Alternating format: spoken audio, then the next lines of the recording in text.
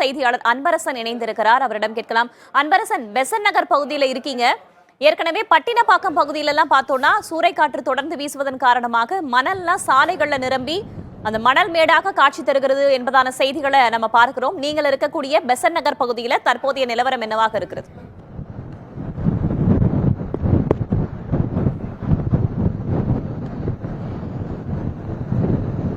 Vedavalli, reels மோகம் என்ன செய்யும்? கடும் எச்சரிக்கையும் மீறி ஆபத்து நோக்கி பயணம் செய்ய வைக்கும். அப்படி ஒரு சம்பவம் தான் பெசன்ட் நகர் கடற்கரையில் நடந்துகிட்டு இருக்கு. வானிலை ஆய்வு மையமும் காவல்துறை மாநகராட்சி அதிகாரிகள் எல்லாருமே கடற்கரை பக்கம் யாரும் போகக்கூடாது, பெங்கால் புயலானது கரையை நோக்கி நகர்ந்துகிட்டு இருக்கு, அதோட காத்து வேகம் அதிகரிக்கும் அப்படின்னு சொல்லிட்டு இருந்தாங்க.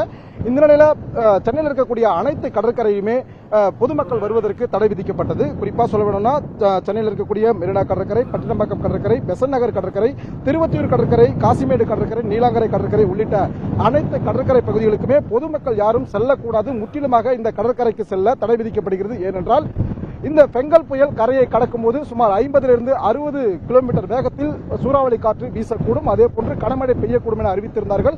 இதனையொட்டிதான் சென்னை முழுவதுமே அனைத்து கடற்கரைகளிலும் போலீசார் குவிக்கப்பட்டு கடும் பாதுகாப்பானது போடப்பட்டிருந்தது.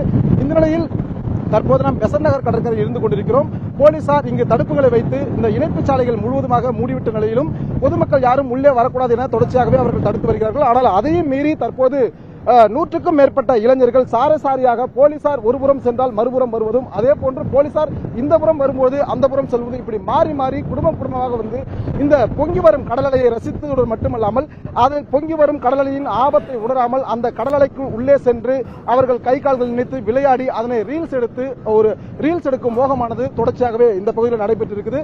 போலீசார் என்னதான் தொடர்ச்சியாகவே இங்கு பாதுகாப்பு பணியில் ஈடுபட்டிருந்தாலும் காவலர்கள் யாரும் அங்க இல்லையா அன்பரசன்? நம்ம காட்சிகள்ல பார்க்கிறோம். குழந்தை வந்து இந்த நேரத்துல கடலோர பகுதிகளுக்கு அவங்க கூட்டிட்டு வந்திருக்காங்க.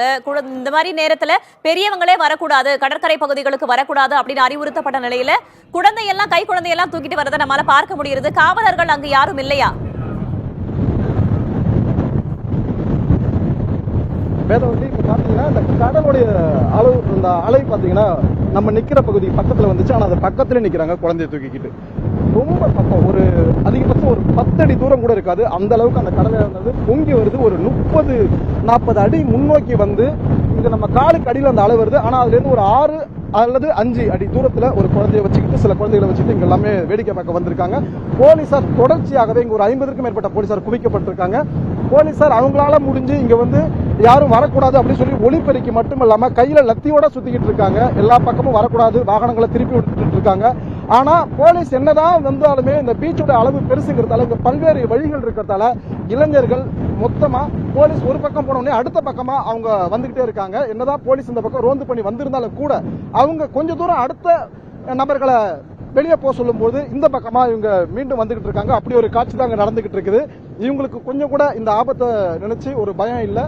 அலையானது ரொம்ப பொங்கி வருது, பார்க்கறதுக்கு நமக்கே பயமா இருக்குது. அப்படி ஒரு பேரிரைச்சல். அதே மாதிரி இந்த கடல் அலையானது பொங்குறத பார்க்கும்போது நமக்கே ஒரு பயம் இருக்கு. ஆனா இவங்க அதையும் பொருட்படுத்தாம இங்க குழந்தைகளோட இங்க வந்து, அது மட்டும் இல்லாம ரீல்ஸ் மோகத்துல கடலுக்கு உள்ள போய் காலை வச்சு விளையாடுறது, ஆபத்தை விளைவிக்குன்னு தெரியாம இவங்க பண்ற செயலானது மிகப்பெரிய ஒரு அதிர்ச்சியை ஏற்படுத்திருக்கு. வேதவள்ளி, நிச்சயமாக காவல்துறை தரப்புல அறிவுறுத்துறாங்க, அரசு தரப்புல அறிவுறுத்துறாங்க. இத்தனை அறிவுறுத்தல்களையும் மீறி ஆபத்தை உணராமல் கை குழந்தையோடு அங்க கடலோரத்திற்கு வந்திருப்பதை நம்மால் காட்சிகளை பார்க்க முடிகிறது. என்னதான் அரசு சொன்னாலும், காவல்துறையினர் சொன்னாலும், மற்றவர்கள் சொன்னாலும் அவங்க சுய ஒழுக்கத்தை கடைபிடிப்பது இந்த நேரத்தில் முக்கியமாகுது. அதுவும் குழந்தையை தூக்கி கொண்டு இந்த மாதிரியாக ஆபத்தை உணராமல் இடத்திற்கு வருவது தவறு என்பதை மக்கள் முதலில் உணர வேண்டும். தற்போதைய தகவல்களை தந்தமைக்கு நன்றி அன்பரசன்.